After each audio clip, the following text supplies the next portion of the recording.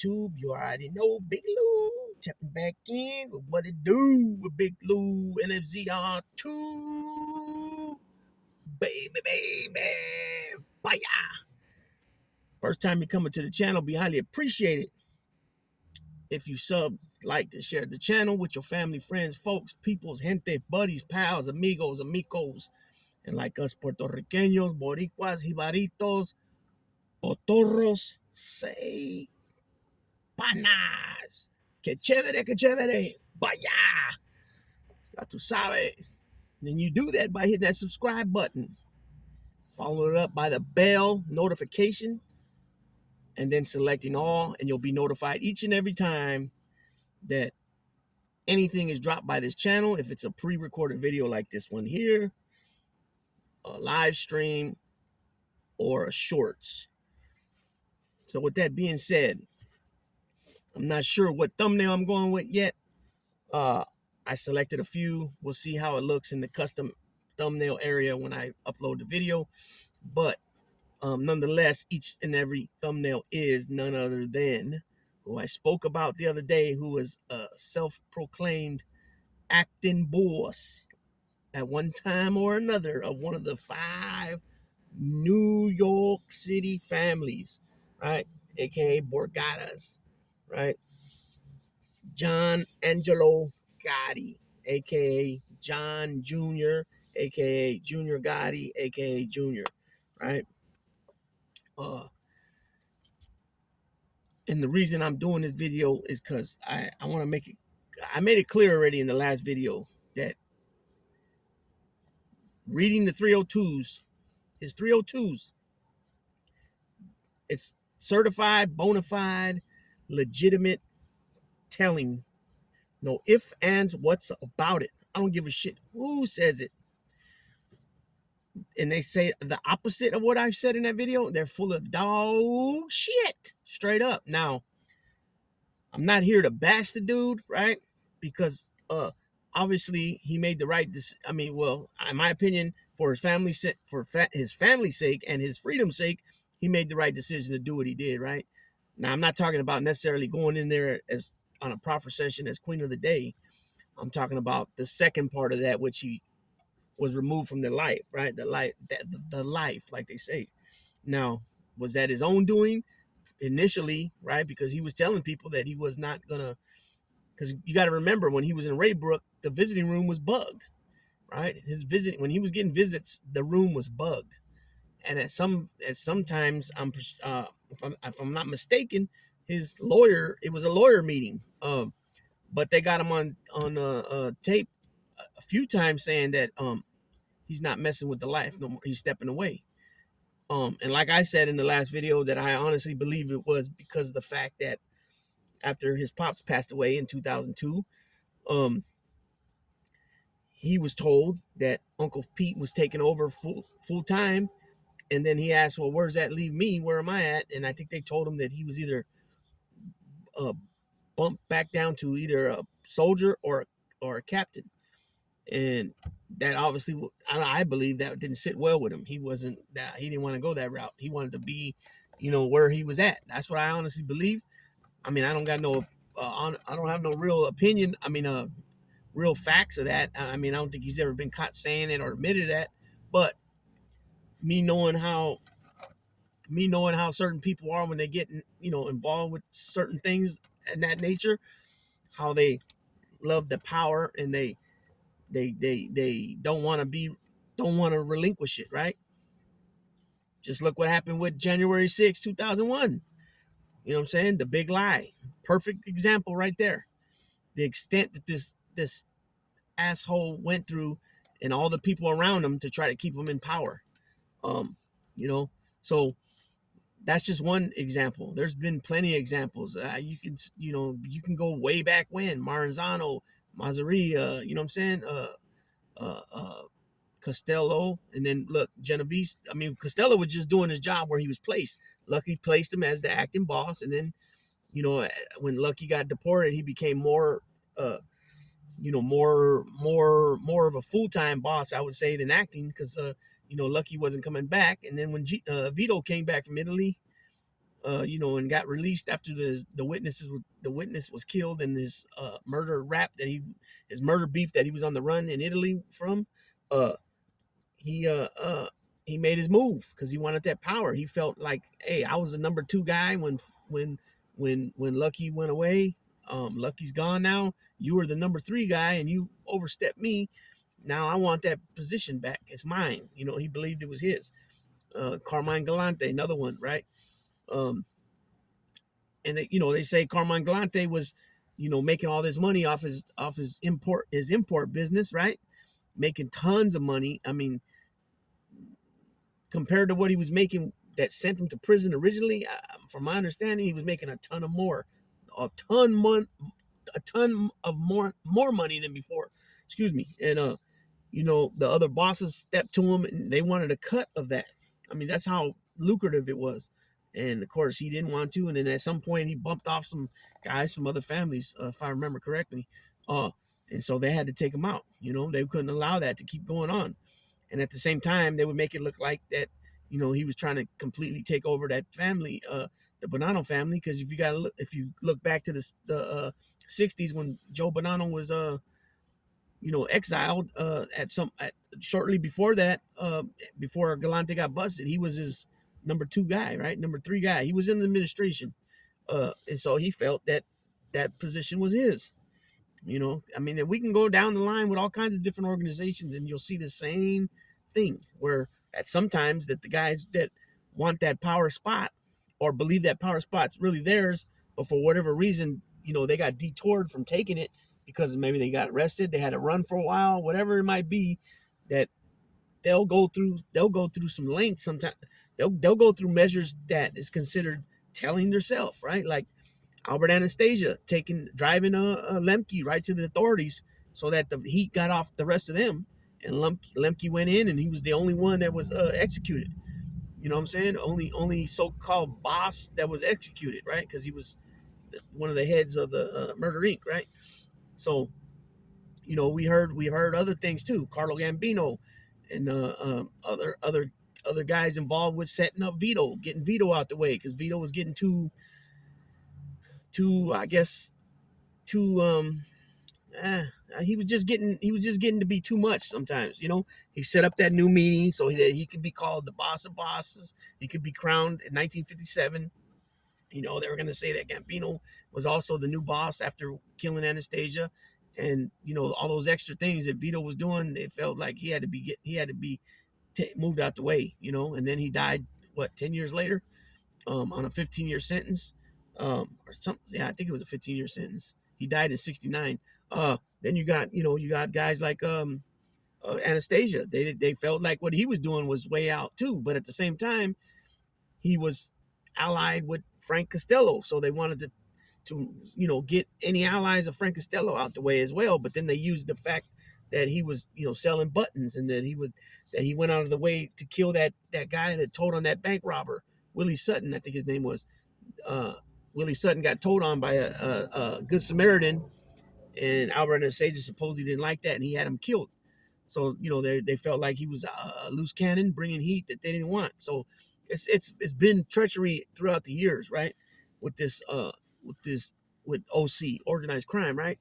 And it's same thing with the prison gangs. Sometimes it's happened in all levels, man. And it's been, if you go back to history and a lot of these different, like I said, organizations, gangs, prison gangs, it's prison gangs OC. You know what I'm saying? The only difference is between the prison gangs and the Italian mob is that the prison gangs, the inside, meaning being locked up, runs the streets. It's not the other way around. The streets run everything, you know. And when you get removed from being out there in New York and Brooklyn, wherever you're from, usually you have, if you're a captain, you got a acting captain that steps in for you, or you just lose your position and all. And when you get out, you're bumped back to soldier. Um, and so that's the difference there. Now, what I want to say about John Gotti Jr. is that this man, in my opinion, 30 years ago, okay, he was made 36 years ago, right? Christmas Eve, 1988. That's 36 years ago, coming up this Christmas. Um, young dude, right? He was only what, 25, I think he was. He's born in 64. 24. He was 24 years old. 2 years later, he's a captain. 1990, he's a captain already, right? His dad goes away at the end of 90, December of 90, as well as the whole administration of the Gambinos, right? So he was put in a certain predicament that he had to take over. And I'll equivalate, even though it's a different scale, I'll equivalate it to Joe Biden taking over for Donald Trump with the mess of COVID. Now, COVID wasn't Donald Trump's fault, but he handled it chicken shit, in my opinion, and he helped, and he wasn't honest with the nation with everything he knows. So here comes Joe Biden. He starts implementing all these things. Yeah, it takes a little while, but everything is up to par and running pretty good now. The best country coming out of COVID by far.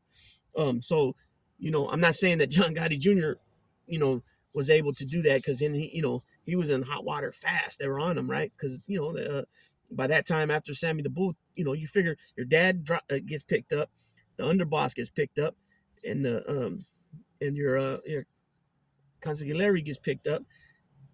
Your underboss, 10 months later, starts telling. He implicates a couple of bosses from other families, right? Riggy from New Jersey, the Chin from the Genovese, and then he tells on numerous captains from his own family: John Gambino, Jimmy Fiala, Danny Marino, who else he told? Butch Carraro. He told on a lot of guys. Patsy Conte, I believe, too. So he gave up a lot of goods. And the thing is, I don't know if a lot of people don't realize that, yeah, Sammy, before he was underboss, he was the consigliere for a couple of years.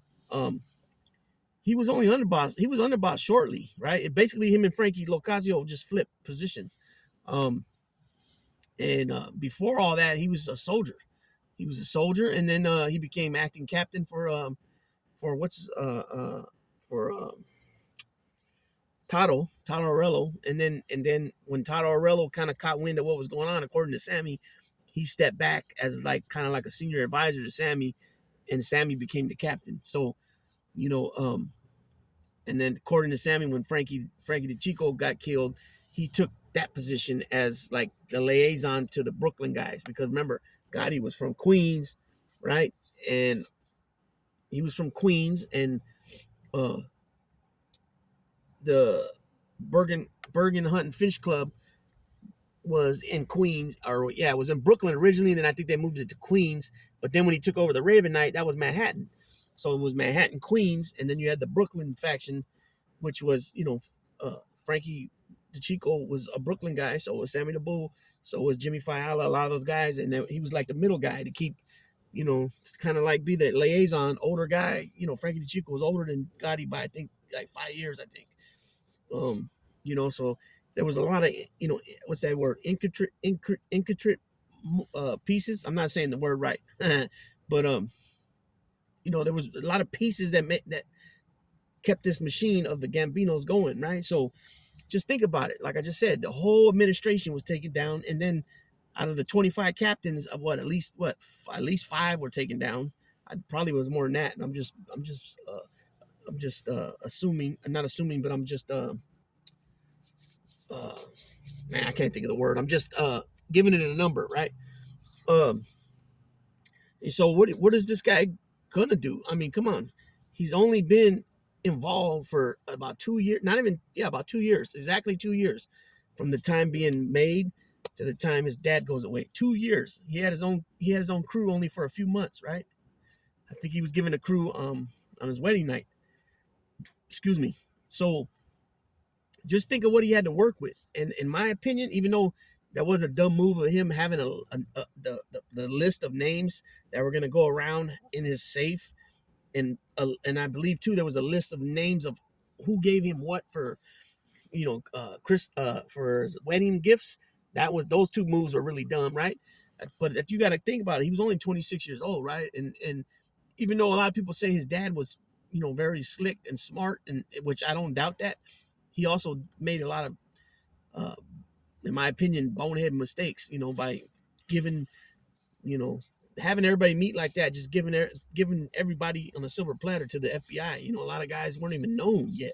at that time. So here they get photographs of people, and then they start asking their informants, "Who's this? Who's that? Who's this?" And, and they start making notes of it, and there it is there. So, you know, so I think what John Gotti Jr. was given, the fact of what he was given at the time, when everything fell down, fell inwards for the administration of the Gambinos, he did a darn good job for, especially for himself. I mean, I still believe to this day he's still living off money that he made back then. Now that could be real estate that he bought. We heard Mikey Scar say that Junior had houses everywhere with stash houses with tons and tons of money everywhere. So just imagine that if you're putting away, a few $1 million a month, or just say a few $1 million a month, you're able to put away, save, and whatever, shopping bags, and brown paper bags, a ton of money, or if you got briefcases or you got duffel bags, whatever. But you're able to put away a half a mil here, a half a mil there, a mil there, quarter of a mil here, three-quarters of a mil there. And that's the way they made it sound. I mean, just think about it. They had a ton of projects going on, a ton of construction projects going on. He was involved with a lot of different things, and he had a lot of money. Now, I'm pretty sure that he's bought some real estate from back then, and and at some point he probably had to sell some of it, maybe. But that's what I mean by he's still living off the money from then. Moves that he made back then, and he's continued to do things since. He's still involved with projects. I just seen pictures of him and 50 Cent and a lot of other celebrities. I mean, like, these rappers, like, I mean, are they aware that I don't know if they're aware of that he's actually he told, you know what I'm saying? Um, I guess at this point it doesn't matter, I guess, because I guess 50 Cent's already got his cred and his so-called street cred. And, he's already a multi millionaire. So, he's not out there hanging out in the corner no more, slanging rocks or whatever. You know what I'm saying? I don't know. I don't know, but I'm not, like I said, I'm just here to say from my perspective of what I think of John Gotti Jr. I do, like I said in the beginning of the video, and I said it the other day, he got telling on his. And if his father was alive, John Joseph Gotti, you know what I'm saying, aka John Sr., aka the Chief, he would not dig that. And I honestly believe that he would disown his son. And I believe at some point, he might have even disowned his son, but word is that his wife came up there to see him and threatened him somehow about divorce or something. I don't know. I don't see how that would even matter. The man was dying. So I don't know about that story. He didn't seem like he would, he was real, a stubborn guy. You know what I'm saying? That's what it seems. Once he's one of them old school guys, once they got their mind made up, that's it. You know what I'm saying? Like my grandpa, my gramps, like that. You know what I mean? But yeah, so that's all. That's all I'm gonna say on this one here. I'm gonna go ahead and cut this line and let it fly in the wind like an eagle. You feel me? And let me know what you guys think. But just think about it. Think about it at being only 25, 26 years old. You're getting sprung into this lifestyle. And I heard some people say the other day, was the sun cut out for this life? Should have been in this life? No. I don't really believe, I really can't say that. I think that he shouldn't have been elevated the way he was. Um, you know, but at some point, with the father's idea of how to going forward to keep the Gambino family, to keep the the Gotti name relevant in the Gambino family, that was something he had to do. That's what I believe, because Peter, he wasn't just going to slide it to Peter, and Gene was gone. Gene was locked up. So he did what he had to do. It was kind of like that Carmine Persico, his thought process on how he handled it with the Columbos, right? With his family. Um, so, if he would have stood like how Tommy Gambino was, he stood a captain. That's another one that Sammy the Bull told on. Tommy Gambino just came to my mind. If you guys remember, Tommy Gambino got arrested that night too with John Gotti on December 11th, 1990. Sammy the Bull, John Gotti, Frankie Loke, and Tommy Gambino. So if Gambino would have stood at captain, even though if they would have kept John Jr. a captain instead of elevating him to acting boss like Tommy was, because I don't even think Tommy. I think Tommy might have been made by his uncle Paul, his cousin Paul, not his dad. You know what I mean? So I'm not really sure on that one because you figure the books were closed, but Carlo could have done whatever the hell he wanted to do. Because you hear about guys getting made, because they say the books were closed from 57 to 76, 19 years, but you hear about guys being made in 74 and 75. uh I get, because I guess if somebody dies you can replace them, but you can they didn't allow new names. So that's where the confusion comes in, because people think, oh well, how did he get made in 75 if the books were closed till 76? And that's because they're being replaced by a name of a person, of a member that died. um because it took me a minute to figure that out too. I mean, this is way back when though, but you know because you got Francis said he was made in 75. I heard Jerry Lang was made in like 73 or 74. A few guys, most of them too, from the ones I've seen and read and heard about, it's usually the Columbos or the Genovese that they got made uh, in years besides the years that they, during the years of the books being closed. You know what I'm saying? And so that, and once you heard it explained that they were only replacing names of members, past members that passed away, not new members. They didn't do that until 76. And so that's what like Michael Francis has mentioned, and uh I can't remember who else mentioned it, but I think it was Fish Cafaro, because prior to Sammy the Bull, flipping, that didn't happen too often, right? I mean, you can count on your one hand probably of the main legit informants that were actually made back then, or cooperators. Because most of the people are cooperators. They keep getting called. A lot of these guys keep getting called FBI informants, but they're not informants. They're cooperators. An informant's somebody that's on the street, running around, sneaking around, giving law enforcement information why they're doing dirt and hanging out with the fellas.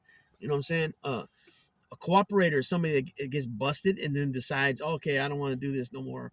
Let me go ahead and save myself. And that's a cooperator. It's a difference. It's a difference. And that just shows you too that these people don't know what the fuck they're talking about. They're not about anything. They're not, what I mean by that, they're not about that life, never lived it, never even nothing about it. This just shit they read. And I'm not saying they don't know what they're talking about as far as the stuff they've read and researched. But I'm talking about actually when they get opinionated. And a lot of these guys say they're journalists, right? But they're so freaking opinionated on things. Like when they speak of something, that like they got such a conviction. They're so, what I'm saying, when they're trying to tell the camera, us on the other side of the camera things, they're saying it with such conviction, you know what I'm saying? Because, you know, but journalists don't do that. Journalists tells the story. They say what they uncovered. If they expose something, they're telling you this, but they're not so much. Yeah, they might say in that life, if you do something like this, you're considered this, or you're considered that, and that's about it. They don't sit there and say, "Oh, this is what it means," and come on, man. It's in my opinion, these people are clowns, man. There's a few of them. There's a couple of them for sure that are clowns on here.